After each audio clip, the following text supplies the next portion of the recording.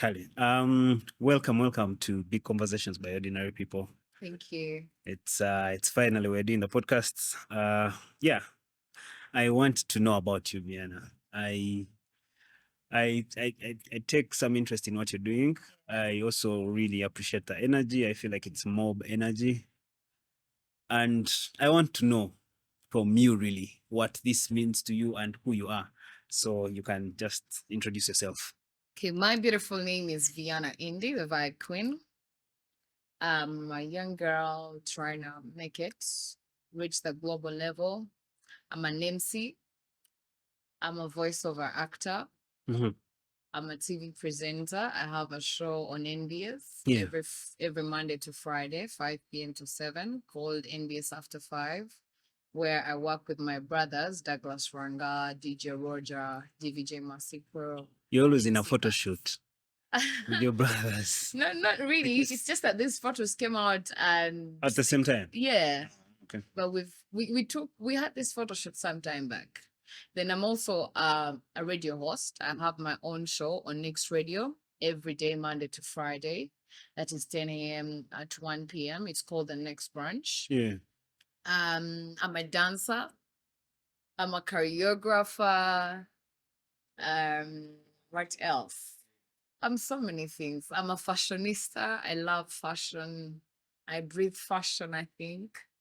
Yeah, basically, that's a Dance. little bit of Dance. What does dance mean to you? Dance means everything because I've been dancing all my life, like since childhood. I was in Sunday school. I've done the teens choir. I've literally been dancing. I've been on stage all my life. Yeah. So is it some sort of like It's part of me. It's part of me. You're not letting it go at no I'm not letting it go at any moment. Do you go to dance I school? had to. I don't go for dance lessons actually.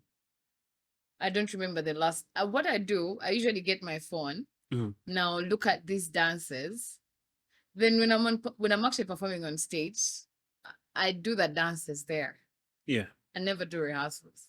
No. I swear. You're being Lil Wayne on me. I'm being frank. That is why I say dance is part of me. Wow. That the one thing I failed to do is to dance. You can learn. I can teach you. Well, that would be good, but I think I failed. Like I accept Your it. bones can't really do it. Well, I go to the gym. I feel like they're flexible. Today I tried out some shit in Didi's world that has threatened my whole life, but but dance. There's no way my body has. And I used to dance when I was young, right? I remember when visitors used to come. Yeah. I was, because of the confidence, I was just among those boys who would still dance with the girls. And also I needed the money because they used to tip us and I would dance, right? So my aunties would be happy. I'm shaking my waist, but the way I lost it and I just coexist at parties in the bar, I'll sit in my chair. But you're not failed. the only one. So many people have told me they used to be dancers. Even Douglas was a dancer, but he can't pull out. So that's the thing. Like, were we dancers or were you just going with a vibe then? Because no, you could be but dancers. The morale, at least I remember my aunties saying, hey, you actually really know how to twist your waist. So they were excited about that. I don't know where that morale. No, you see how it goes with swimming, that when you take time without swimming, you forget about swimming. So dance is something like that. When you take some time without dancing, you completely forget about dancing. By the time you're dancing, your bones are not used, your body is not used. It's more like working out. When you don't work out and then you go back, there's a difference. You just need to awaken back that talent in you. Yeah. When I give it time, maybe it's all about you time. just have to give it time. Because I also remember there's a time, I think during my high school, I paused a little bit of dancing. So when I resumed dancing, I could not really dance that much. I could not give off those vibes. But yeah, I had to now focus on it. And now I'm back on my feet 24/7. So the dancing in this case is also the physical exercise you do, or you still add extra gym I to work out. keep the body. I work out as well. All right. Yeah, but dance is not something I do like to lose weight or what. It's something I do because I love it and it's part of me. Then body image. How do you feel that? Because almost your body is always on the spotlight, right? Yeah. So what does that mean also? How do you feel good about yourself all the time? You're up there on stages with these crowds, with all these numbers and thinking all their things. I think it's thrilling. It's amazing. Every time I'm on stage, it's like I'm alive. Actually, you know how people say, I look for ways on how to calm myself down, to feel alive? Me, I feel alive on stage. Whenever I'm on stage, I see people happy.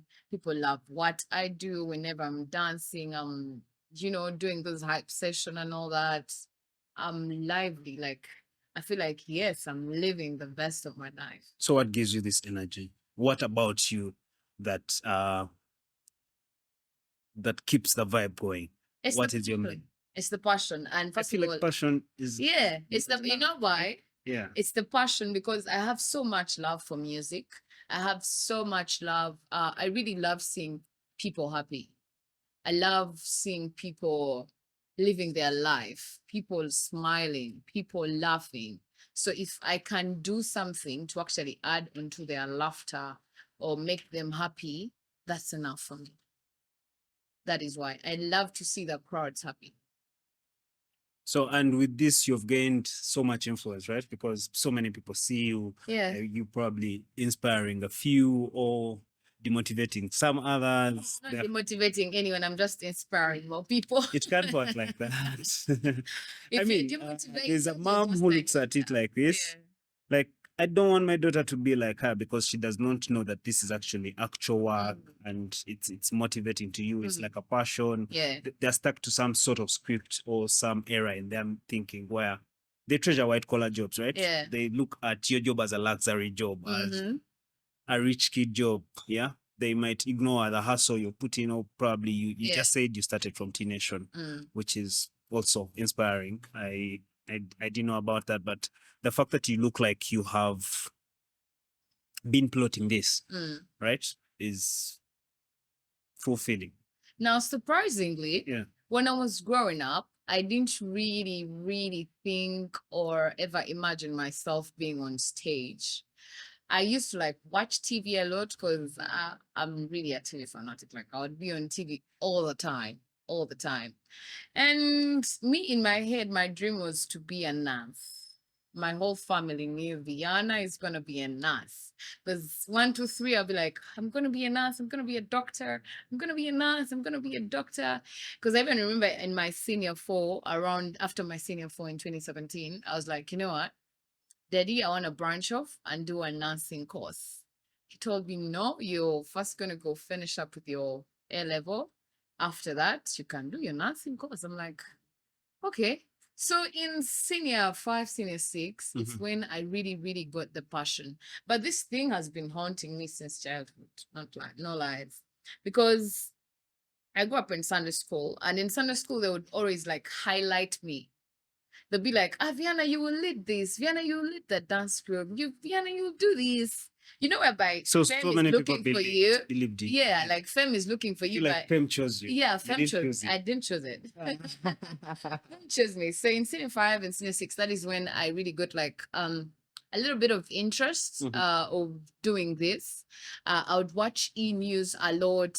There's a lady called Maria, and there's the way she made TV look so easy and very simple. Like she would do like those entertainment news telling us what's going on, blah blah blah blah, and she would make it like feel so easy. Like I fell in love with her. I loved her personality and all that.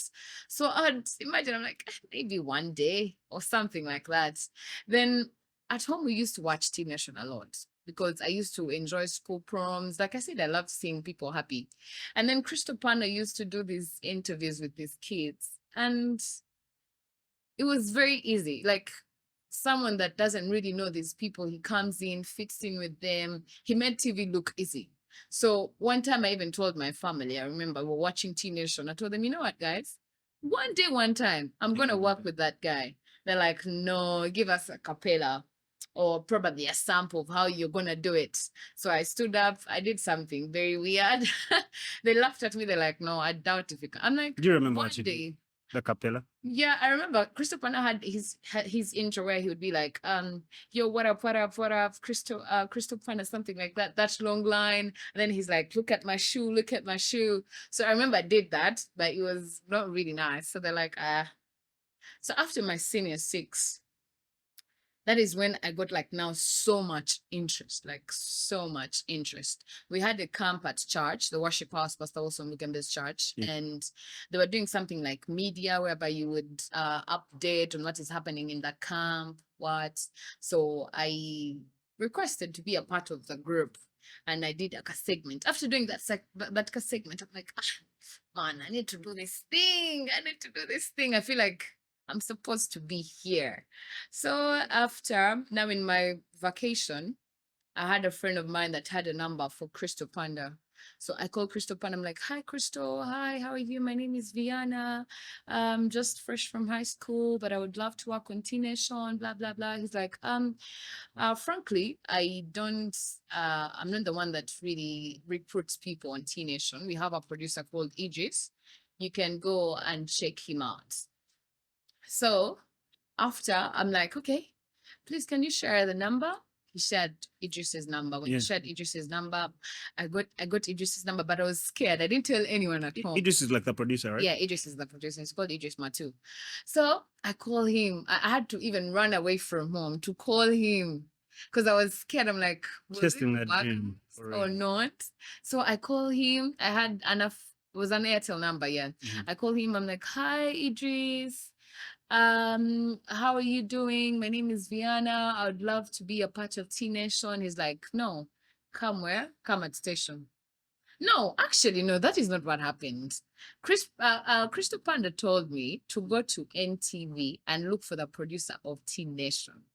So when he told me that, I'm like, okay. So I got one day, I told my mom, you know what, mommy, in vacation, you're supposed to go look for a job and make yourself busy. So I told my mom, okay, mommy, I'm going to go and make myself busy. I'm going to look for a job. She didn't know which job I'm going to look for. She's like, okay, let me give you transport and you go look for a job. So me, I went straight to NTV. When I reached NTV, I didn't know the producer. They had just told me the name, Idris Matu. So when I reached there, I'm like, hi. I reached the star. I told him, hi, how are you doing? I'm looking for the producer of Teen Nation. He's called Idris. Crystal Panda told me to come and look for him. So I sit down. He was producing a certain show. I had to wait for 2 hours. Then he comes out. He's like, oh, hi. I introduced myself. I'm like, hi, Idris. Crystal told me you're the one that recruits people that come on Teen Nation and I would love to be a part of it. He's like, do you have experience? I'm like, no, I've not done this before, but I used to like read news at the assembly in my senior 5, senior 6, stuff like that. That's how I started the podcast, by the way. I used to read news. Oh. So he's like, okay, just take my number. You call me on Friday and see how we can go about it. I'm like, it's okay. So he gave me his number. And now when he gave me his number, he missed out a number. So Friday comes, I call. His number was out of service. Oh my God. I'm like, this guy was indirectly telling me to not call that. I'm like, what? This can't be happening. Then I called my friend. I'm like, you know what, TC? Guess what? This guy gave me this number and his number is out of service. What do I do?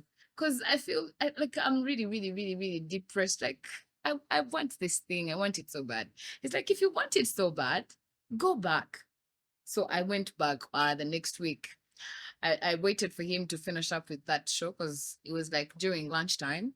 So I come back to him. He's like, yes, what? You didn't call? I'm like, no, I called, but your number was out of service. And I think you gave me, he's like, okay, let me check the number I gave you. He had missed out a number. And then there he gave me the right number. He's like, call me on Friday again. So around that time, I used to like go to church to learn these camera things. You know, when something is really looking for you, but you don't know, that is what was really going on. So I called him on Friday. I'm like, hi, Idris, you told me to call you. He's like, yeah, I want you to come through for the show tomorrow. Show is Saturday. I'm like, what? You serious? He's like, yes, I want you to come through for the show. For sure, me, the outfits you're going to put on because, you know, this is a teen show. There's some outfits you're supposed to put on and others you're not supposed to put on. I'm like, it's okay. So I shared a picture. He's like, okay, come through. So at home in the morning on Saturday, I tell them, oh, guys, you know what? Tune in today because we used to watch Teen Nation every Saturday. So I tell them, guys, make sure today you don't forget to tune in. They're like, what? I'm like, you just tune in.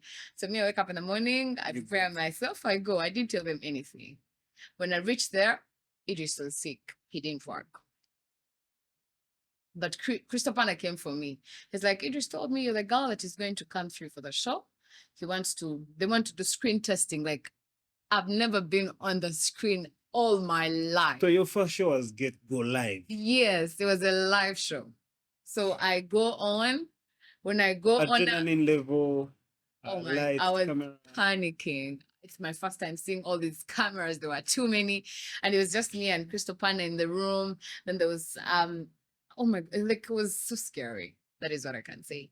So I did the last link with him, and I tried. Yeah, I could say my show was not really. It wasn't really bad, but it wasn't so bad. It was ish. So then after my mom called, everyone had to call me. They're like, we've watched you live on TV. I'm like, yes, guys. It's me on TV. Mama, I made it. Yeah. So when I went back home, they're like, oh my God, you did so well. You didn't even show that. I'm like, you guys, I was nervous, like super nervous. I was on a panic button. They're like, I saw it. You couldn't see it. I'm like, it's okay. So then after 1 week after doing my screen testing, the next week we go into lockdown.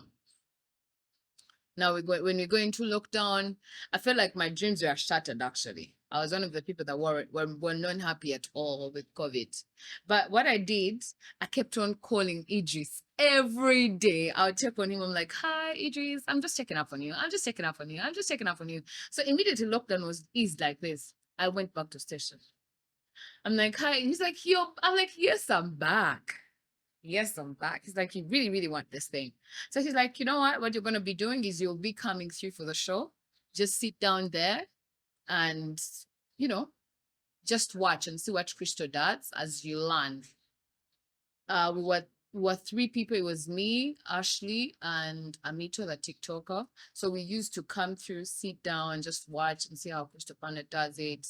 But along that process, he told us, make sure you make connections with all these artists that come through. Make sure you learn something. Then after some period of time, he gave us now 5 minutes on set. Would come, like, do, you know what E-News does? Entertainment, and now there. That was like my favorite part. Anything keeping you updated on what's happening. I'm mostly like outside. I would literally be updated. So how are you getting all this stuff? The internet, TV, because like I said, I love TV so much. It's just that now lately I'm not really so much into TV because are you drunk on Netflix? And I used to watch movies when I was growing up, but now it's very hard. When I go home, I just want to sleep. Just want to live in a big. Do you feel like a movie is so long to watch now?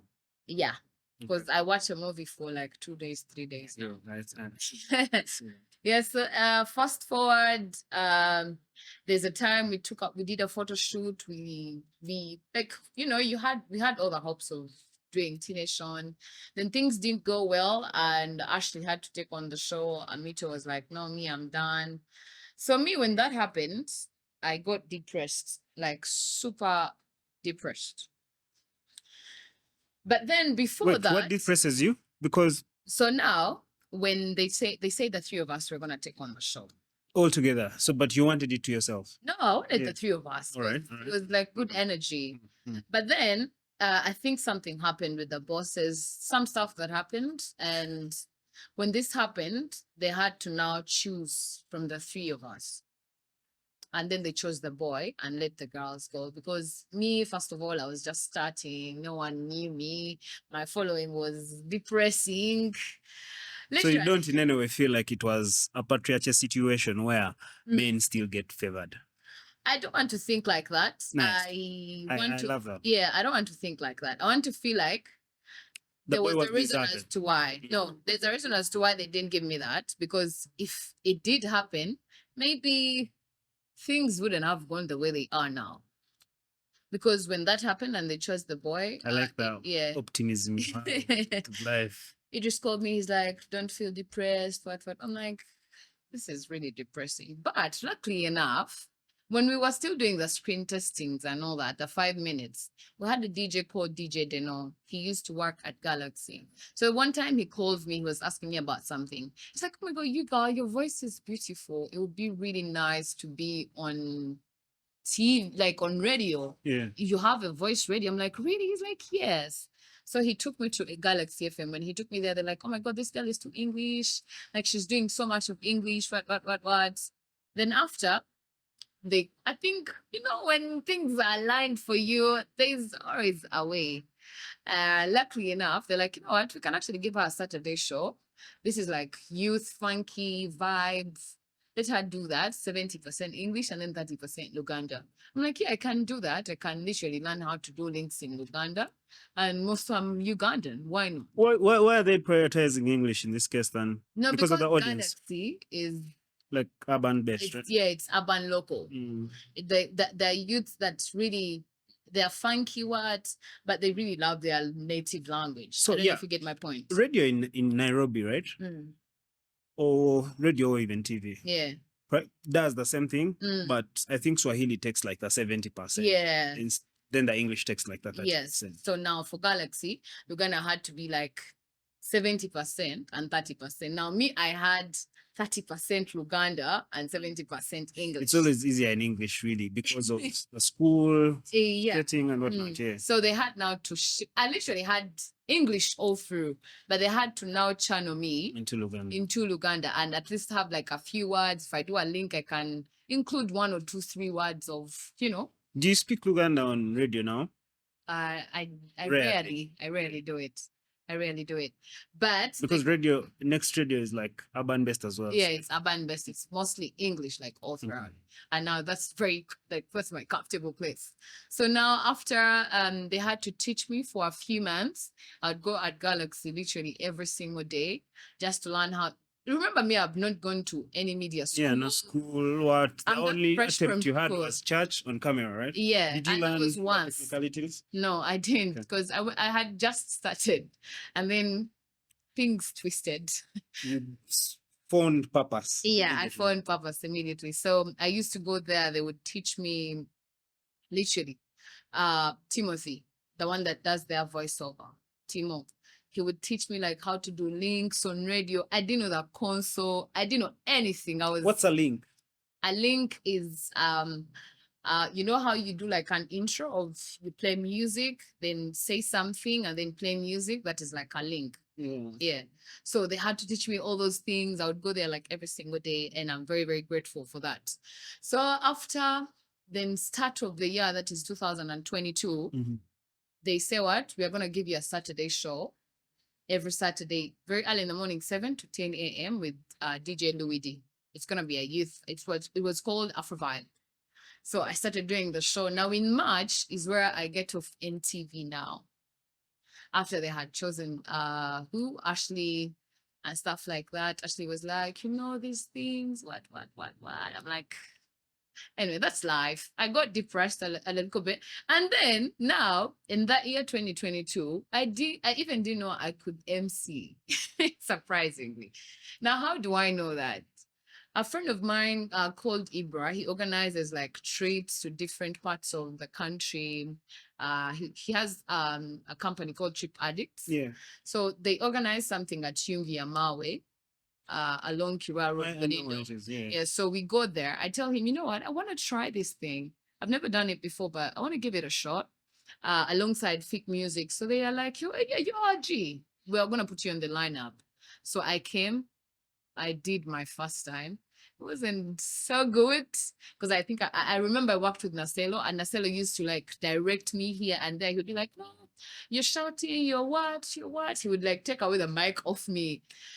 But that was a learning process. That was like my very, very first gig. I like Nazelo's contribution always to like that was my very, very first gig, and I got a chance to work with him. So he showed me that direction. Okay, others would see it in another way of, hey, why would he do that? He was trying to take away your shine. But to me, it was learning because I didn't know anything. I've never been on stage doing a hype session. I've never done it before. And he's trying to show me. I'm like, yeah, that's good. Because I took a few lessons from there. Now, after I had left NTV, I was left with only now Galaxy. I'll just go Saturdays in the morning, 10, 7 a.m. to 10, and then what? Go back home. But I was kind of depressed. So there's one time I was seated on TikTok with my big sister, DJ Hadi. We're going through TikTok. So we learned on too, those people that be praying. I know this is gonna sound weird or something, but he was was a lady. I don't remember so well, but someone was praying. Yeah. And this person was like, a miracle is gonna happen. Like, just pray. But you're like, you know what? Let's just give it a shot. Let's pray. It sounds weird, but yeah.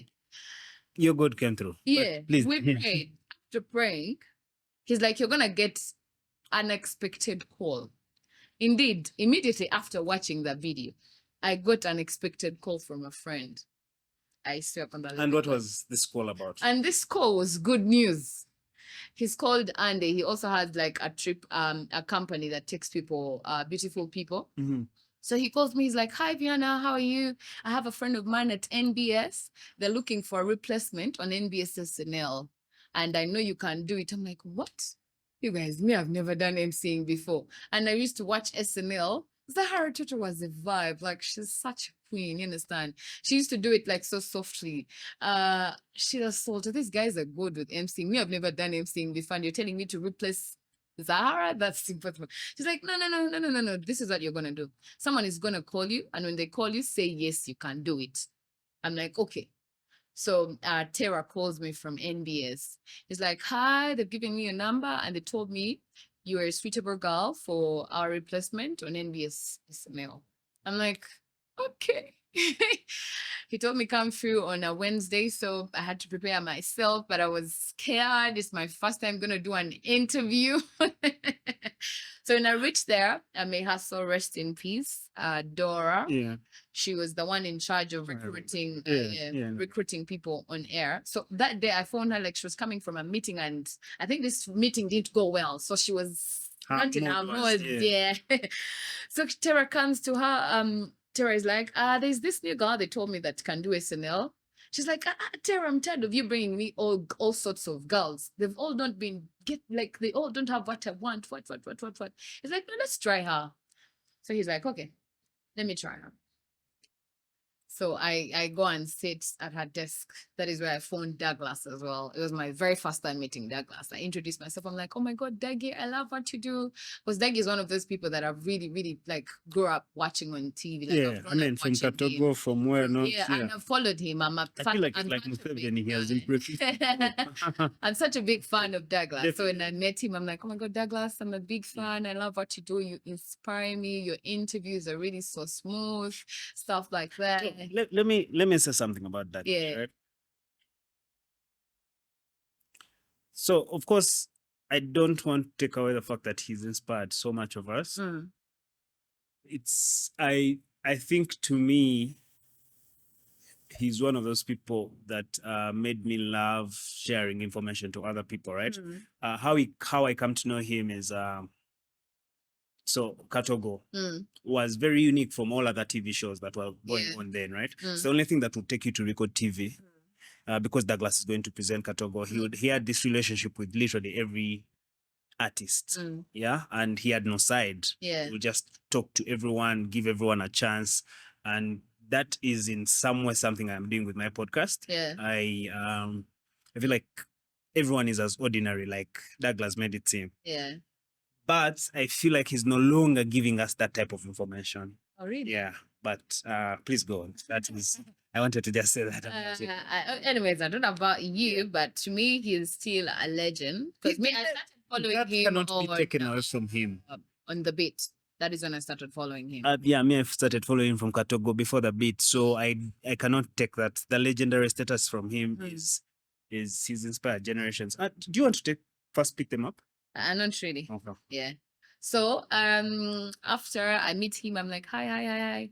So I go and sit on next to Dora. She's like, okay, what's your name? I introduce myself. I'm like, my name is Viana Indi. She's like, okay, have you done this before? I'm like, yes, I've been actually, interning, because may call it interning because I learned so much from Teen Nation, like so much. Idris Matu taught me so much. I didn't know anything about TV, how to react, how to smile, how to stand, what to say, which like how to really like go about some topic, stuff like that. So I learned all those things from Teen Nation. Yeah. So I'm like, yeah, I've been interning on Teen Nation. He's like, do you have a few clips? So every time we would do like our 5-minute segment, I would take those clips and keep them with me on my phone. So when she asked, I was ready. I just showed her the clips. And that was the very last show I had done at Teen Nation. Was, I think, one of my best shows, I could say. So she's like, wow, this is nice. So the producer came through SNL, Faisal. Then she told me, I will hit you up. You know, whenever they say that thing. You believe it? No. Whenever they say they'll hit you up, you just know that job is not for you. You know, that is what most people say. Yeah. But from your story, it looks like your first times have always been successful, right? Or it's my first times I've always been. But this time I was scared. I was nervous. This is a big company, NBS, and they're giving me a big show to sit in someone's big shoes. I'm like, what? Wait, who are you sitting in for? Because I was gonna be a replacement for Zahara Toto on SNL. So I'm like, what? Anyways, I've never This is around now lockdown, right? No, we are done with lockdown. This is just here recently, 2022. So I'm like, oh my God, how am I? But I've never done emceeing before. But you did something in lockdown. Didn't you come out lockdown time? You came out after. Yeah, I came out after. Yeah, you came out after. And I was home sleeping. Because I was just done with high school now, just there. Yeah. So then after a week, Tara calls me. Tara is like, hello? They've told me to call you back. You're going to sign your contract. I'm like, what? Are you serious? He's like, yes. They've told me you're going to sign the contract. You're the new in this time girl of SNL. Wow. After the first performance, right? No, I've not done a performance before. I've just come for the interview. She just watched a video of me and she told me go. In this video, what were you doing? Was it about the dance that inspired? Was it about the information? I guess so. The links, yeah. Because I was just seated. I was on Teen Nation, just doing like. The delivery is good. Yeah. Anyone that is listening to this podcast definitely knows that at least you get anyone's attention. Yeah, I think she saw something in me. So we do our first show. I was recruited same time with Mr. Henry, MC Wright, and then DJ Kathy. We used to do this show now every Saturday, 10 p.m. till like late. My first time now, like officially doing emceeing. I do it on my very first show on SNL. And the energy I gave off was good energy, I can say. That was good for a starter. What triggers your energy in a moment like that? Is it maybe like a key song? Do you have to get in a mood and remember your ex-boyfriend who was very good? I'm not really. I personally, I love music. Like I've always loved music since childhood. Like music is my life, I can say. If I want to calm myself down, I listen to music. And I listen to all kinds of music. I don't have like this, that. So I think it makes it easier when I get on the mic to, and this was my very first show. I had to show them you didn't actually make a wrong choice. Yeah. Yeah. So I gave them what I thought was. And after the show, because remember, Henry was an MC, Mr. Henry, NC Wright was an MC. So they had to now MC Isaac as well. Blessed. I think those guys. They really nurtured me into being this high person you're seeing right now. They told me, no, when you get the mic, don't shout, use your inner voice, do this, do that. But that was all in the process of like, as we do the shows every Saturday, they'll tell me, okay, here you're better than last time. Here you're better than, I think it was easy. The fact that I knew how to dance, it was easier to fuse in now. The speaking as well.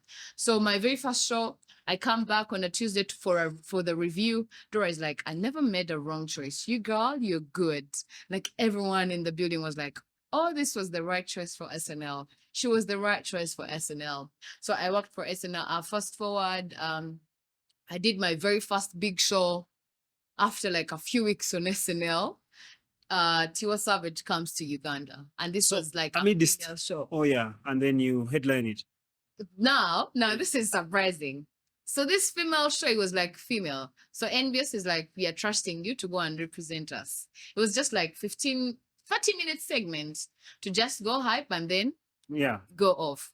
But by then we used to do like school trips with Galaxy. They were doing like a Galaxy school tour, and I was doing like their school tours. I was like the face for their school tours. So we go to Mukono that very day on the same day for Tiwa Savage's show. When we go there and supposed to come back, my set is at 7:15. I leave Mukono at 6 p.m.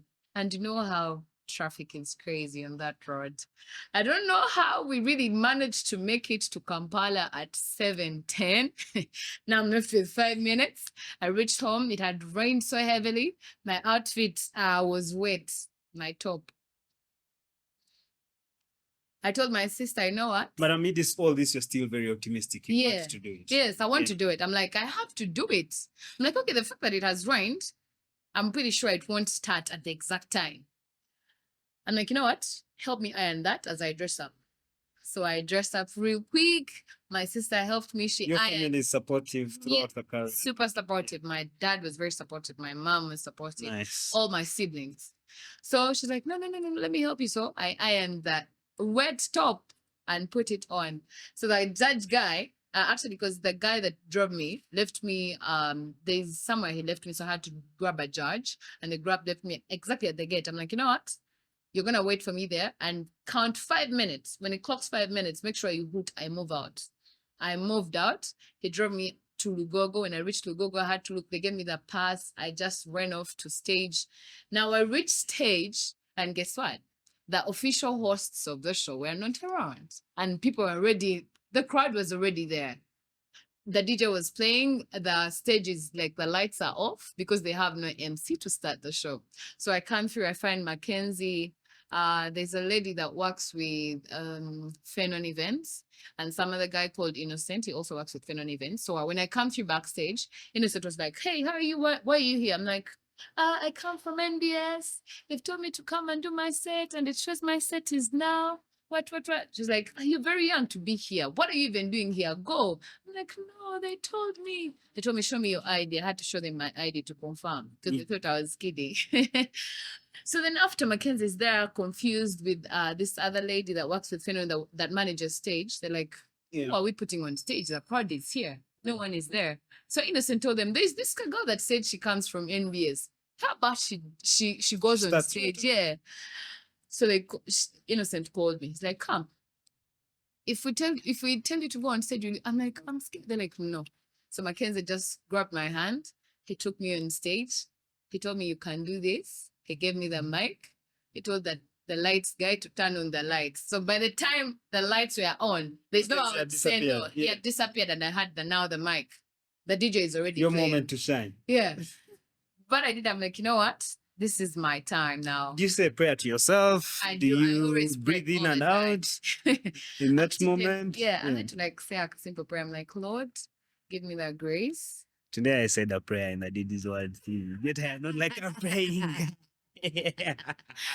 I said a prayer. Too much. Yeah. I'm like, Lord, give me that grace. Let me deliver my best. I breathed in and out and gave the people the vibe. So after Mackenzie was like, oh my God, you girl, you're good. I'm like, oh, thank you so much. Nice. Coming from Mackenzie, that's heavy, right? Yeah. He's see it as well. Yeah. They're like, you're good. So they had to even take me for several sessions as I wait for these guys. These guys came in at 9. Now imagine from 7:30 to 9, I was on stage performing. And I feel like, yes, this is it. After that, I ran off stage because there was now Miss Didan and Sheila Salter had to go on because they were official hosts. So they go on. But after that, in my head, I was like, yes, at least I've done it. I've made a statement. How was your crowd? The crowd was very receptive, very receptive. Remember, they're all seeing me for the very first time. I have this new energy they've not seen before. They're like, who is this new girl? Who is this new girl? So from there, I did Tiwa Savage. I did Kiss Daniel live in concert. I did Afropaloza that had Rema. You're now doing international shows. I did Blankets and Wine. I did literally all the biggest shows that year. And that was I did the mixtape, Slick Stewart and Roger. I literally did all the big shows you can talk about. Plus the Urban Cool, Jameson, right now. All those shows, yeah. That is where everybody got to like know me. Yeah, so Abrams as well. When the first time he saw me, he's like, "Oh my God, I did Nyege as well." Nice. So he saw me like the biggest, right? Mm-hmm. Yeah, I did Nyege, the man of stage. Then after the first time, actually, surprisingly, Abrams, the first time he saw me, he told me, "You know what? You actually the girl I saw at Tiwa Savage's concert that had that good energy." I'm like, wow. So people be watching. Yeah, we never know, but people be watching. Yeah, that's the thing. Yeah, so that is why we became friends. But the thing about your energy stands out, really. I have seen you. I remember when I was still heading marketing at the Villa. So some Thursdays you'd come and give the whole place life. And I was like, okay, at least let all the attention go there and stop thinking about what. Thank you so much. So now 2023, God does amazing things. At the start, I get a call from one of my bosses, Marcel and Chris. They called me. They're like, "You know what? We want to give you After 5." Remember, I'm just a few months. I was just like 6 months on SNL, but I've literally worked on all these big shows I'm talking about now. Yeah. So now next year, 2023, they call me, they hit me up. They're like, "We want to give you NBS After 5." I'm like, "What? You're serious?" They're like, "Yes, we want to give you NBS After 5, but on addition, we want to give you Next Radio." Galaxy wants to put me on, they wanted me to replace DJ Herbert for the top 7, Monday to Friday. I'm like, what? This is going to be a roller coaster now. How am I going to do this? Then around that time, NRG was just coming in. I was one of the first people they contacted. They're like, "We want you on board." Now I have 3 big, like, decisions. Yes, I have to make one. I actually got depressed. My birthday around that time, I wasn't happy because you know why? I'm confused. I'm in a dilemma. I don't know what was the third one, right? The first one is to stay at SNL. No, the first one is to upgrade me to After 5 and Next Radio. Second one is Galaxy is giving me top 7. That is now like a daily show. NRG wants me on board. I'm like, what? What am I gonna do? I was so. How is the money looking like in all these situations? You don't have to give me figures, but it was like the money was good, but now I had to really, really like think so hard. Like really think so hard. 3 big spots, they all want you. In my head, I'm like, I was grateful. I'm like, oh my God, thank you, Jesus. You're doing amazing things in my life. But what am I gonna do now? Who do I take on and who do I decline? I had to pray about it, fast about it, then ask. Did you really fast about it? Yeah, I had to, because this was a big, like, this is a decision of my life. Yeah. Understand? I like how intentional you are with your life, right? Like, very, very intentional. Thank you. So I had to ask like a couple of people, like my people, the ones I usually ask. I'm like, this wants me here. What do I do? So everyone gave me their opinion. I'm like, you know what? It's time now to take my decision. And yeah, I don't know if I don't want to say it's the wrong decision, but to me, it was the right decision. I'm like, okay, if I take on NBS After 5, it's going to take me a step further because I'm working with the big dogs in the industry. It'll be easier to like get more connections, more recognition, like so many things. Like, you know what? Let me just close my eyes and decide. So I decided I took on NBS and I don't regret my decision. I do not at all. I went, signed, and started working with the NBS After 5. It's now a full year. I'm yet to make a second year on After 5. And all I can say, it's been a good journey because from... How much value? So much value.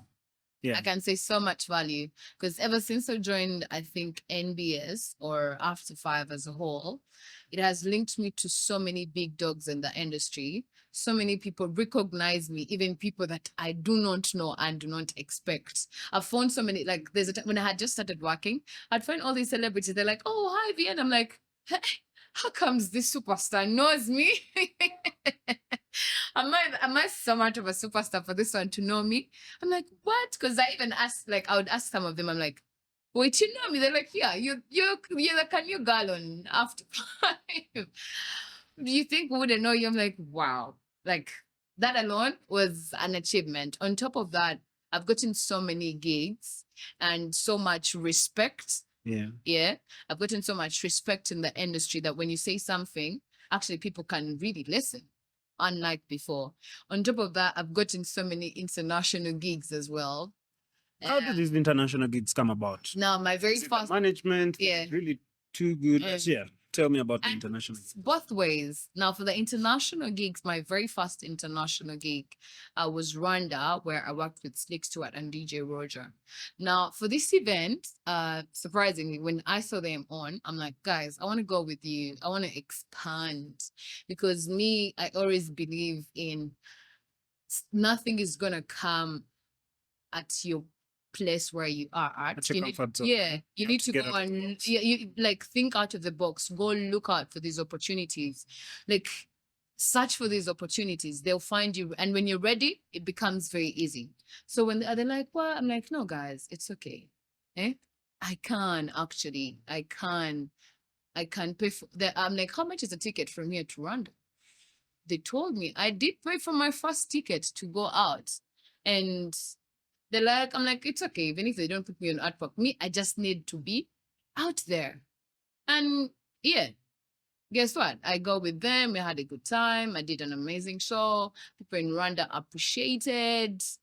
It was like my very first experience. Now, I think the other gigs that I've gotten right now, they're all off because when they see that, they're like, oh, this girl has worked here. Let's, hire her. I've gone to So in a Ethiopia. way, you are marketing yourself with Yeah, that was like my investing in the marketing. I did invest, and now I'm now getting the results. Right now, I'm getting the results, and it's good.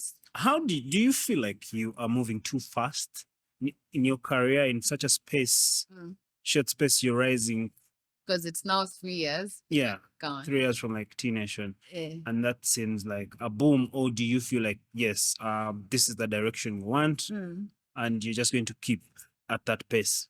It depends on which perspective. Okay, if you see it from how others have achieved stuff and how everybody's journey is, I'm really moving on a fast speed, but I'm grateful and I'm honored. Is it also because you're existing in an ecosystem now that is embracing the views faster, right? Say, I don't want to things say like TikTok are pushing you.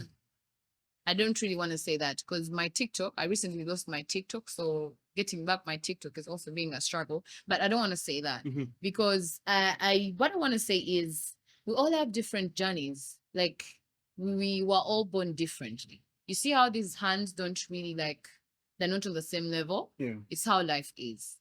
You will see people that will come out from nowhere and blossom and be out there. You understand? Do you ever feel like the whole thing is going to crash at some point? It's never going to crash. I don't have that anywhere. It's actually going to keep on elevating and working out for me. I'm just super grateful for the Almighty. And I think also the energy, the work you put in. Okay, when I say that, most people will be like, we also put in energy, we also put in work. What's It's the odds that timing. Yeah. It's God's timing. All in all, it's God's timing. You'll never know when. Because there are people that will just come out of their homes and next thing you see, they have everything they've always wanted to have. And there's you that has to struggle. We have different journeys. So just trust the process, trust the journey. Don't compare yourself to anybody else. But it's very hard not to compare yourself to people. It's very hard because I've also been there. I do compare myself to people. But how do you compare yourself to these people? Are you learning from them or are you hating on them? And then when you always know at the back of your mind that it's God's timing, like it's God's timing, it's God that will you have to let things flow and live your journey, move at your own pace. Don't be in competition with anyone. If it's competition, it has to be healthy competition. If you see someone doing something better than you, learn from them. But sometimes you need that adrenaline, right? you feel like you're beating something else, you are in a fight with someone, you don't need to push harder. Don't be in a fight with someone. No, let me tell you this. Okay. You don't need to be a fight with someone. Actually, be in a fight with yourself. And how do you do that? Yeah. Do you have competition at work, or now that you have a contract with After 5? I know competition is always there, but you need to be your own competition. In which way? How do you compare yourself from 5 years back or 5 days back and now? How far have you gone? Are you still on the same level? Are still things working out for you? You understand? How is your progress? How is your movement? Is it a steady movement? Is it declining? So, but is it from your story, right? Yeah. From your story, it feels like you do not know how to fail yet. It has all been smooth, right? It's amazing. It's not smooth. I'll tell you why. Yeah, okay. It's saying been smooth good, is, I can say it. Saying smooth is not it, but it has worked out. Yeah, it has always worked out. But there are things I've done and failed. Like I want you to first see give me an experience of something you failed about, because it feels like you have been winning at it for now. Okay, I don't want to attach failures to myself. Most of the things I've tried to do, I've achieved, and I'm super, super grateful and super humbled for that. Because it doesn't happen to everyone. How Christian is your background? It feels like you have so much of your optimism drawn from your faith in God, right? So how do you develop this? Like I told you from the start that I've grown up in church. In what church? At Pastor Wilson Bugembe's church, the worshipers. You see, my parents were not these parents that would be at church every Sunday, and they were not really so prayerful. But they would tell us every Sunday you're supposed to go to church, you're supposed to pray. So the fact that I've been around all that, it really has shaped me so well. Yeah. So the thing about church, right? Church sells a humble picture, right? Okay, not humble in a say that you're supposed to be reserved, but you are chasing the ETV dream, right? Where Kim Kardashian has to be maybe among your role models by default, right? I just love what she does. Yeah, the fashion is amazing. She's in very good brands.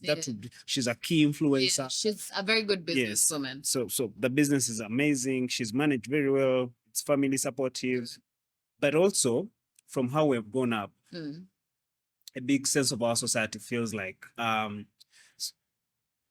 there's nudity, right? So right now you're showing skin, and this is who you are. This is how you are from the stage and whatnot. So our society feels some type of way of that. How are you overcoming that?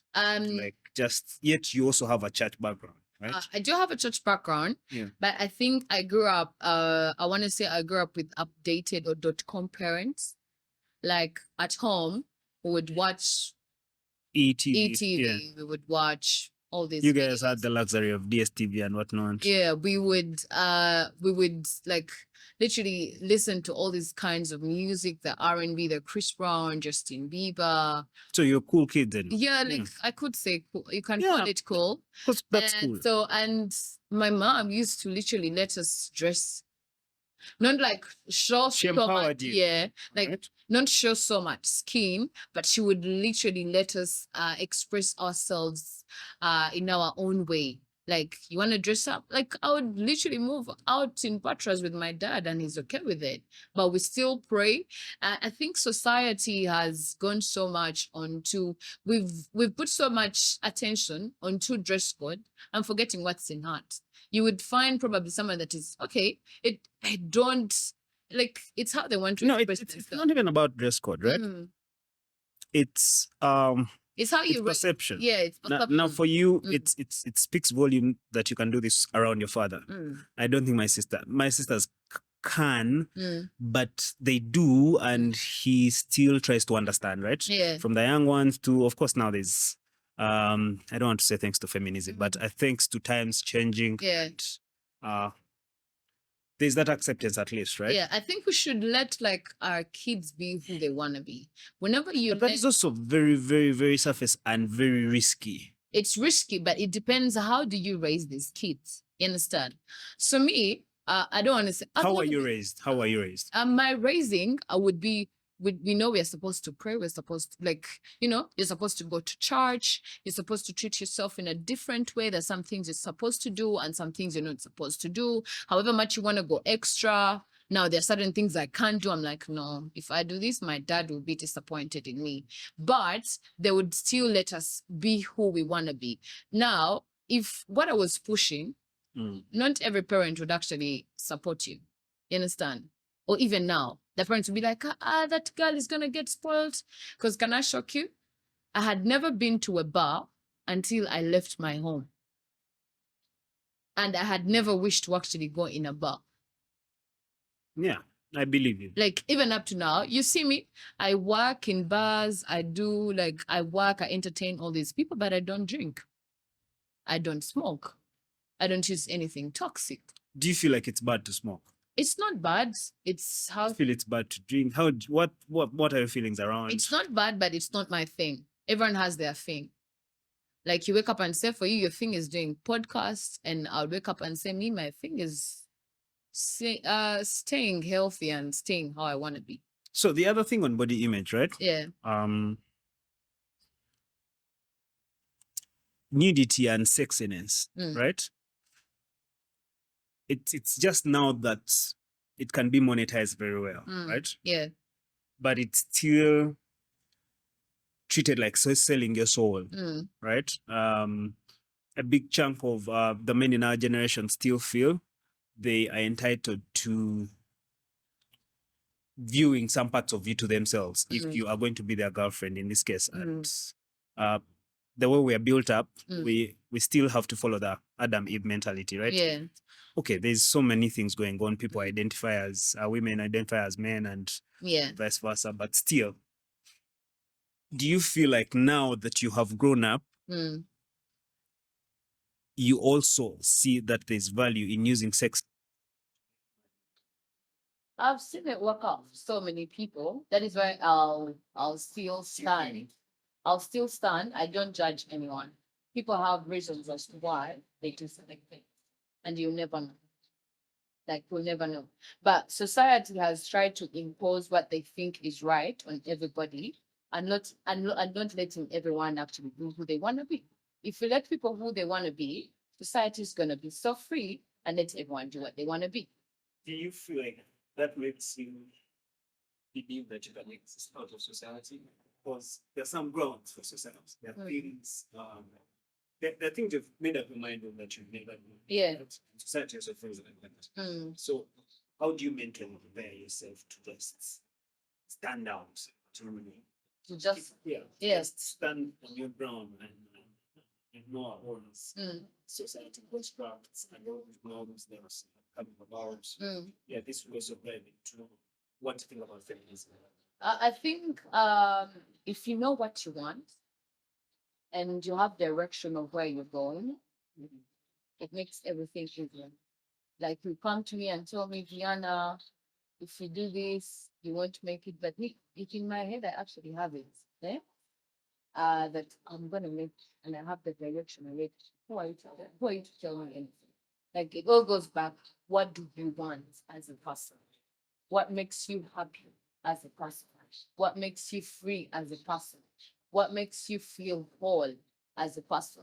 Because me, there's so many things that make me feel whole. Understand? Me, I love seeing people happy.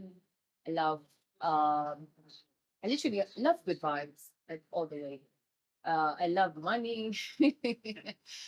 Yeah, I love, and money makes me feel whole. I love to see the people I love literally in a good state. I want to be an example, a good example, an inspiration. Whenever I get young girls or young kids that come to me and tell me, "Oh my God, Viana, I'm inspired by what you do. I love what you do." That's like, that really, really, really fills my heart. Yeah, it fills my heart to the fullest. I'm like, okay, yeah, because it's one of the things that I've always wanted to hear. Do you love, do you genuinely love attention you get? I love it. I love it 100%. I love it. I love it. You want more? I want more. Like If I can get more of it, I'm very ready for it. I love it. It's just that okay, there's a time where fans go too far, but I love the attention. No, I actually now I'm so much too far. Yeah, too far is they want to literally. You see, How did you do you realize that now you have fans when people come to talk to you? Or when you get realizing about having fans, that is something very hard to define because you are like anyone can be your fan. You can have two people and those are your fans, and that's very easy. You're still a celebrity. If two people love what you do, you're still a celebrity because they celebrate you. They love what you do. I mean, So celebrating. my family members are already my fans before you guys even started seeing me. You understand? And yeah, I believe that's a tricky one. Attention is very, very. Right? But me, I love it because Do you ever imagine eh, what will happen when it all goes on? Do you ever feel like at some point you can know as well? you see, life Like is there could tricky. be another new sex. Yeah. Life is tricky, but that brings me back to you need to know what you want. Do you see yourself away from the cameras at some point? I don't think I'm going to like exit and go anywhere. Media, you've decided media is your thing. Media is my thing, but I just have plans that are going to help me bridge to the next because everything is like a stage or steps. Like media will drive me to something else, something much more bigger, something else. So with all the influence you have amassed, do you see yourself break away from traditional media to controlled media using your influence and social media, maybe to do a podcast where you monetize it yourself with? Definitely. Right? Definitely. I have like so many big plans because right now I need to really hit that global level. I need to be a big representative of Uganda on the global level. Yeah. And by this you mean hosting things like I haven't made a tweet once and it's still there. X is still keeping it. One day, one time, I'll host Coachella. I said I'll host the Afro Nation. And I said I'll host the BET, the Grammys, all those awards. Like, keep note. definitely. I keep this podcast as well. Yeah. This When I represent you so much. Yeah. And by the look of the speed you're taking, it could be soon, right? Yeah, it could be soon. It could be even this year. How did you get the UK gig? And how was your experience in the UK? This was actually my second time in the UK. But the first time you were on vacation, right? No, it was still a gig. Oh, okay. So they booked me actually it was like a few months before. So TV gives you all this mileage. Yeah. TV has given me all this mileage. And the good connections I also have with the different people right now in the industry. And I'm just hoping for more international gigs. Yeah. So now for London, Alan's King's manager contacts me last year. He's like, these guys want to take you for London. They have a show. It was an October show, and I was supposed to be on. So certain things happened, but then I didn't go. So then they had to reschedule me and go in December for a show that had Miss Semakula, Haruna Mbiru. I don't remember the rest of the people, but it was like the band team. So I had to go along with them to like bring another touch on the show. Like a younger touch, stuff like that. So I went there in December. It was a beautiful experience, I could say. Yeah, I had so much fun. And now this other one, Now this one I was supposed to go at the Shady Mixtape party, but for certain reasons I also didn't go. And then yes, I went for the Chill and Grill Festival and it was good vibes. I've always had fun in London. And when I was there, these guys even thought I was probably living in London and You blended in. Yeah, I blended in so well that most of them thought I wasn't coming from Uganda. Did you get that? Oh my God, it's London experience. The first time. The first time, yeah. And the first time, no, the plane was too long. In London? Yeah, the flight is wrong. So who did you call first? Who did I call first? Who did I call first? Oh my God, I don't remember so well. I was tired, I remember.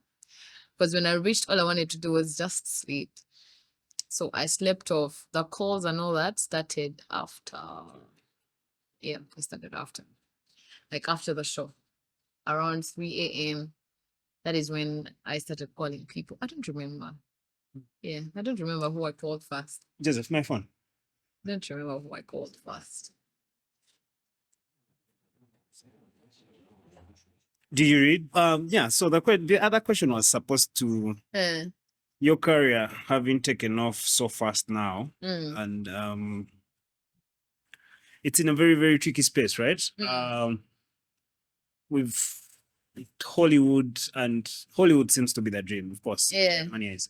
So, but we've seen so much pop up, right? For the women, we've seen Me Too campaigns.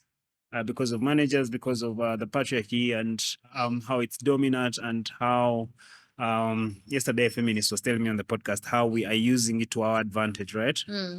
So, but in your story,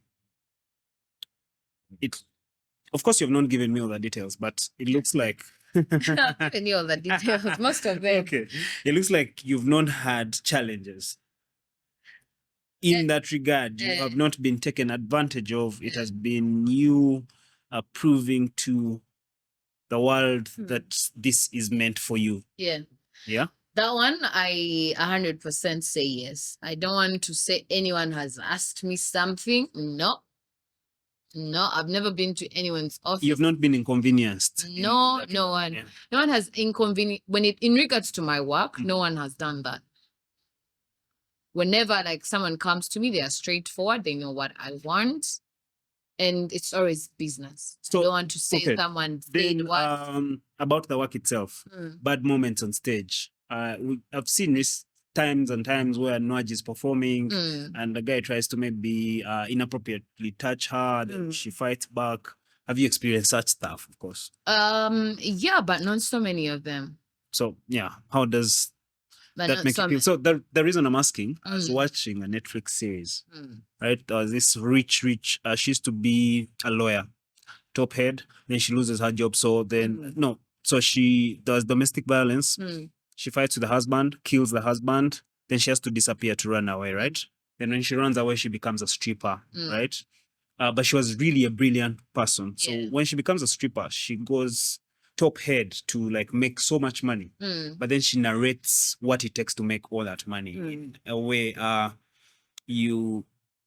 a million hands come to touch you every day. You don't even know where they're coming from, but then you have to just see it through. So she starts using drugs to just make sure she doesn't think about it, to just keep optimistic and win. In the end, she comes back to fight that industry. She feels like the guys who are running the strip clubs are taking advantage of her kids. Yeah. So to you, in that experience, the stage, has that ever made you feel like I'm not coming to the next stage because some idiot, some perv has mistreated me? No. Me, one thing about me is no one will ever put me down, however much you like it or not. Because I know what I want. You don't give people that much power. I don't really give people that much power. One thing I've noticed, if you give people that much power, they're going to shatter your dreams. They're going to shatter you, like they're really going to depress you to the core. Don't give them so much attention and be focused. If you're focused, the rest is background noise. How much of your success do you give to good management? All of it. Okay, and when do you start getting managed? Because in your story, by the way, it seems like you have been the go-getter. Yeah. You've known your dream. Yeah. So there's not been industrial support from like management telling you that maybe this is done like this. No, it's been you. So apparently I don't want to say that officially managed what. No. I just have like a couple of friends that help me. You work around it. Yeah. Like we work around things of they'll help me negotiate, they'll help me do this. If they have a gig, they'll talk to me. And then I have like Eric that helps me out with like the negotiations and stuff like that. Yeah. Because that is a field I'm just trying to learn. But I don't want to say that I have management of managers sponsoring this. No. What It's do you like feel? a friendship. It's a work friendship relationship. How do you feel about the gender pay gap? The what? Gender pay gap, where there are claims. Yesterday was on podcast where you probably on After 5 you could be the least paid just because you're a woman. Because that's really, you see, you've not experienced it. I've not experienced that, and I don't want that to be on anyone's mind. Let me tell you this. At times, the job we want or the jobs we've always dreamed of may not pay us as much as you want to be paid. But the connections and the value you get from that could double. Well, people keep saying when you come to, say, a restaurant like this one, Lavamo, you are not going to give there your connections to pay for the bill, right? No, you're not. The whole experience thing. I'm saying, you see, when I say connections and the value you get, do you know there are so many places I've been to and I've not paid a single penny, but people are like, oh, Viana, I'll help her out. You understand? Like that alone is better than you saying what. Because in life, we can never be independent all through. Like it or not, you can never be independent all through. And I don't really even support this saying of me, I'm independent, me, I'm what? We need people. We need people around us. There are certain things that are better than you, and you need them. You need them to help you out. So for you, it has never been about the money. You've fronted the passion and where you want to be as priority. Yeah, because in a few years from now or a few months from now, I'm pretty sure it will pay back. And some of it has paid back. So you're investing in career? I'm investing already. Okay. Yeah, so if you're business minded, you know what it means. People have lost millions and millions of money and they never gave up. They still invested, and after some time, they got their money back, or even like doubled the money they invested in. I want to even give you like these Nigerians. When you see these Nigerians from here, some of us be thinking they've paid them to perform on these shows. No. They are building circles. So the next time you want him, or when you see him, you're like, oh my God, I saw you from this event. I want you. I'm going to charge you the money I want. Because you saw me on such a big event, you're like, oh, so this is a big deal. Most people don't know that. I see. So if a baby came in your life right now, do you feel your career would be over? Oh. I love babies. Let me say this. I really, really love babies. I love babies. But I just feel like it's not the right time right now. When do you think it's going to be the right time? The right time will come, but not now. But you're going to have babies. Yeah, I do love babies. I do love babies. I will, but not now. Marriage? Yeah, I want to be married. I want to walk down the aisle, but not now. Still. Do you feel like it's every girl's dream? I don't know. We all have different dreams. There are girls that don't. I mean, you have other dreams, but marriage is. Yeah, it's part of it. I would really, really love to walk down the aisle, look at the love of my life. I'm like, baby, I'm going to be married to you. You're going to be my husband, and I'm going to be your wife. Do you feel like love is enough? No. Do you believe in unconditional love? And yeah, I do, because I'm a lover girl. What does that mean? I'm a lover girl. Like when I love too much. I love too hard. That is why I've been so heartbroken several times.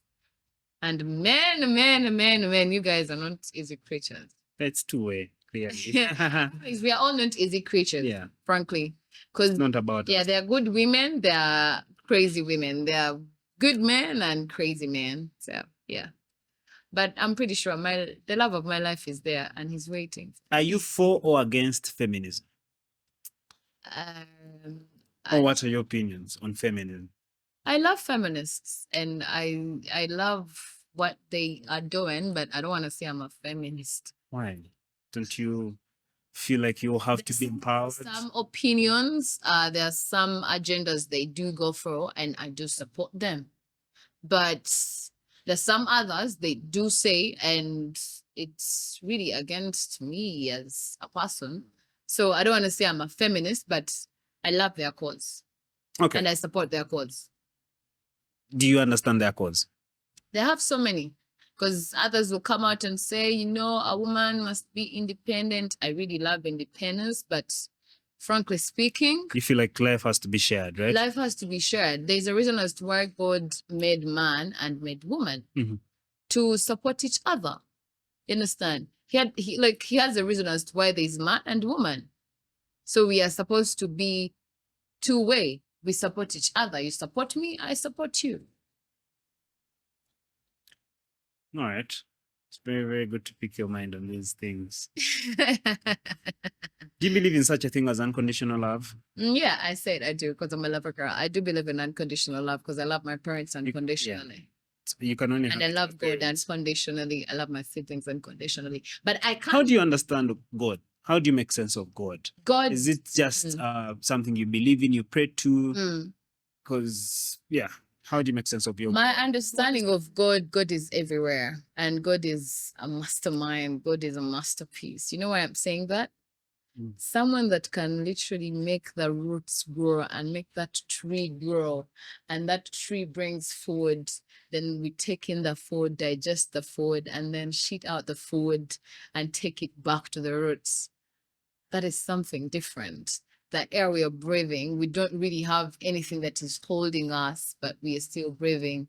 You find yourself in situations of whereby you don't know what to do and things all of a sudden just work out, and you tell me there's no God? I hear you. Yeah. Do you have questions for me? Do I have questions for you? What do I ask you? How do you host people next branch? And why is it called branch? Are you eating on the show? Are you next branch is like you say, you were asking branch. Yeah, like branch. We why don't is it eat, but it's in the it's in the time of brunch. You know, most people here in Uganda don't know what time brunch is. They come at 4. They come at 4, 5, 6, but brunch is before lunch. Like those are snacks you have before lunch or something you grab before lunch. That is like brunch. So my show happens between 10 to 1 p.m. That is literally before lunchtime. Yeah, so that's why it's called the brunch. And the people I host, different minds, because I personally love listening to different views about different things. We talk about, you know, we have stars. I love fresh talent, people that have, you know, we have so much talent here in Uganda. So many young people that have beautiful things to offer to the world, but the world has not given them a chance to be out there. So I try to put a highlight on them. Then we have a segment that talks about creatives. That is why I've had so many TikTokers on my show a couple of times, because these are content creators. What's the criteria? Do you pick the most trending guys and they get the opportunity to also continuously expand? It depends what you have to offer. Okay. Now for like TikTokers, I usually get like, why are you trending? What have you done to the society? What have you contributed to the society? It could be just smiles. Jokes, yeah. We just watch your videos and smile. I've posted those. Mickey seems too funny. I've posted Ivo Official. His dancing skills have taken him to the next level. I've seen him travel. Why don't you do like a dance TikTok? Where break down. Don't you feel like it would be? Yeah, I think I should. And that's a good idea. But it's basically about different people, different minds. I've recently hosted the Miss Uganda. Yeah. I've hosted different business young owners. You know, there's so many young people out there that have businesses that are beautiful. So isn't that like them advertising? Do they have to pay? We are no, it's not like they're advertising, but we are giving them a chance to show the world what they have. Tell us what really inspired them to have this unique business idea, stuff like that. Yeah. Yeah. I've had so many DJs, so it's literally for everyone. Do you feel like you're going to transition into a DJ? If God knows. But you are up for it.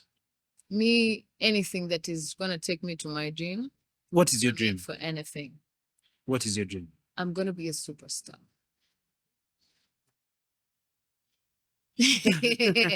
I'm kidding. Anyway, I don't even know my dream, by the way, so you should know. So it's such a hard question. Yeah. No, but this is the thing. Truth is, I'm going to stand for MP in 2026, but that is not my dream. Yeah. I want to change a few things. I feel like, I want to also bring a new sense of direction in leadership, right? Like how I've been working with the creative industry, that type of leadership where it doesn't feel like there's control of power, but it's just learning from each other and following process. Yeah. That's what I feel like is lacking. Oh, that's a beautiful one. Yeah. Me, I really want to inspire people. That is my dream, to be an inspiration.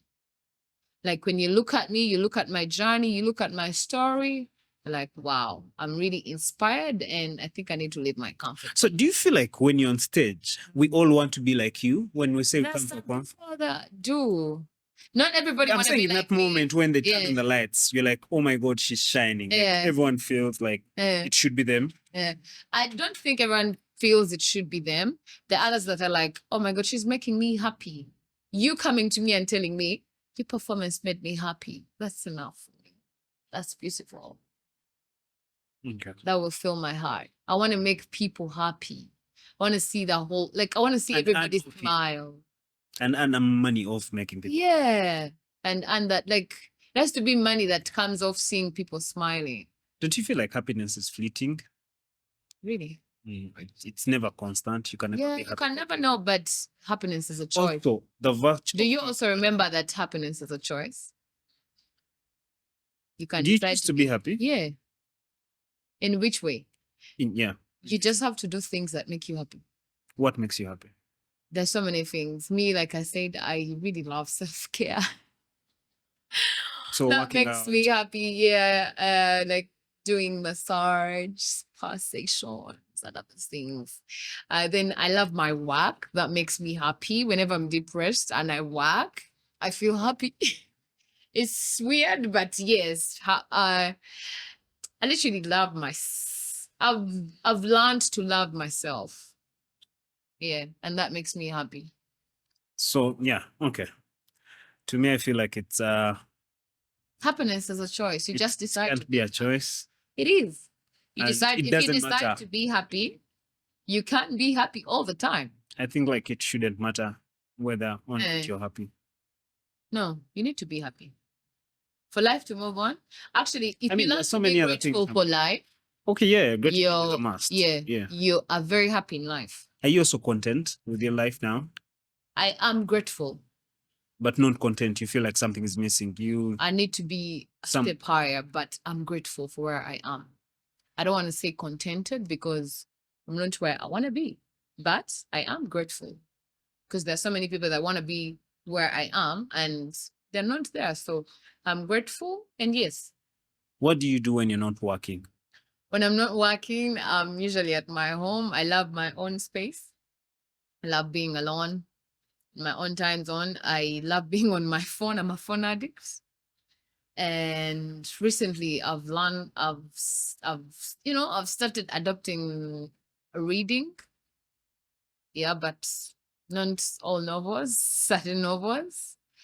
And I also love like writing down my thoughts. Whenever I think of something, I love writing it down so that I can go back and check on it. I'm like, okay, that. Then I also love watching movies, I think. Yeah. I also want to go back to there's so much socializing that I wanted like back then. Yeah. Because I feel like I'm not so social enough like I used to be. I feel like to me that is like my strongest power, to make friends, socialize with people, blend in. the same way I behave, say, in Kampala is the same way Nairobi appreciates me, and they are usually new faces. Yeah. But to me, it just feels like a mix. It's the same way Kigali is a little bit reserved, but yeah. Still I am very easy, like very easy. But the social I'm talking about is before initially, I literally want. How easy is it for you to make friends? And do you just randomly make friends? I randomly make friends. Actually, I never go to a. Now this is the thing. Let me put this clear. If we ever meet and we don't vibe together, I'm not the problem, darling. You are the problem. Something is wrong with you. Because all the people I've met. For you, a vibe, the constant vibe. That's why I'm the vibe queen. I never call myself the vibe queen for nothing. Because all the people I've met, like, it's always like good vibes. Unless you have something on me, but. That's the thing. Yeah. Yeah. So if we ever meet. And I like the presence.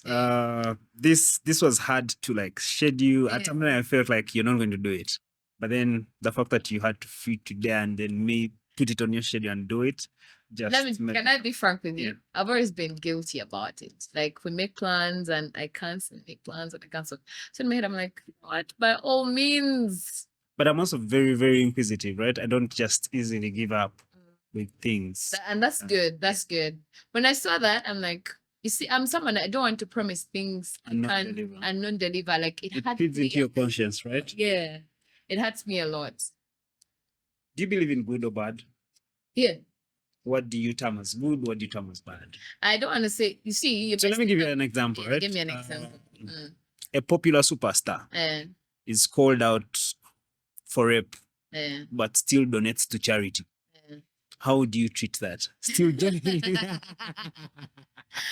That's crazy. They donate to charity. They actually give out. They give back to people who need the help. Yeah, they are good people. You see why that still takes me back to the first thing that I said. Don't judge people. You see, you leave that for God. Yeah, don't judge people because everyone has a reason and there's always something. They have a reason as to why they're doing something. You can never know. So best thing is don't judge people. Love them for who they are. Love them for what they do and just let them be.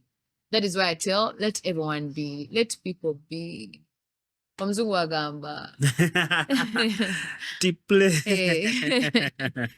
Let people be. Fufiga said something very interesting someday. Said, do you think it's easy to be in front of these cameras? It's not easy. Yeah? So how hard is it for you? Like, and her point was, if you really think it's easy, try putting your mom and see if she'll get all this attention and all these views or say the things I'm saying. So to you, how easy is that to like dance in the camera, speak back to people, try and throw energy where maybe it doesn't belong? Yeah. I think my energy with cameras is like natural energy. Whenever you put the cameras in my face, I know what to exactly do. Like I've grown up on stage, so I think that shaped my confidence as well. And my parents actually like raised me as a confident child of you have to be confident of whatever you're doing, whatever it might be wrong or right.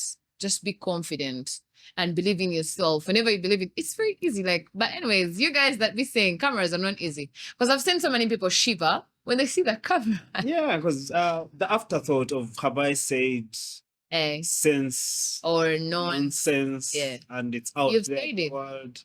You've said it. That's the point. Wrong or right, you've said it. So to you, it might not make sense to you, but it will make sense to somebody else. So you've said it. Okay, now your questions, they've concluded this.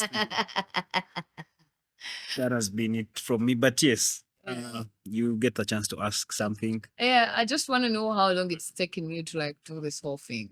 4 years, but Yugotam was in existence. So I do this with a friend of mine called Kenneth. He had this whole thing. I grew up with him, right? So he had this whole thing in a bedroom. My dad gave him a camera. Then maybe he took interest in doing photography. Then jumped out. But he had the thing. He had a thing for film. Yeah. So he tries to do it and then he fails. So he needed like some bit of energy. So one interesting Sunday, I think, we're in lockdown. That just began. The first time lockdown was there.